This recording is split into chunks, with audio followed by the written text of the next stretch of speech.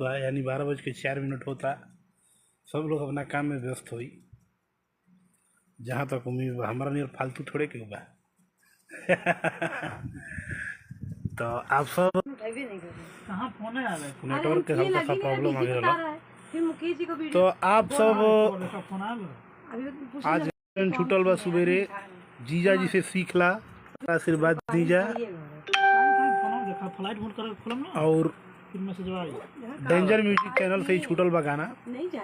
Danger music YouTube channel से आप लोग चैनल के भी सब्सक्राइब करिए। 0 सब्सक्राइबर से चैनल बा और कुछ देर में 1 मिलियन आप लोग के आशीर्वाद से गाना हो जाई।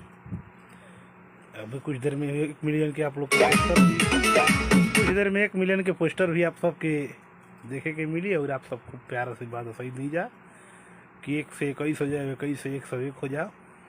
और सही प्यार आशीर्वाद बना के रखे हुए ट्रेंडिंग स्टार अपना भाई पर। और भी गीत हमनी के लेके आ रहा बनी। अच्छा तैयारी चल रहा बा, डमी भी चल रहा बा। हमारा रोशन बाबू हम बनी इस समय बनारस स्टूडियो में। हर हर महादेव, सबके प्रणाम बा। बहुत ही ज़बरदस्त गाना रिलीज भइल बा आज सुबह के डेंजर म्यूजिक पे, भैया के लिखल बा। बड़ी मज़ा आवता गाना सुन के। और बहुत सारा गाना भी कंपोजिशन भर बा 2-3 दिन का, सब सुने के मिली आप लोग के।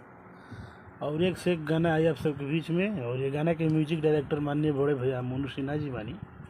और ये गीत के बड़े भैया ट्रेंडिंग स्टार खेसारी लाल यादव बोले उन्हीं रोज जनते बनी। साथ में नेहाराज जी बनी, वीडियो आशीष सत्यार्थी जी को ले बनी। डेंजर म्यूजिक चैनल से गाना लॉन्च हुई बा। 0 सब्सक्राइबर से गाना लॉन्च हुई। आप सब खूब प्यार आशीर्वाद दे रहा। 1 मिलियन होके वाला बा गाना।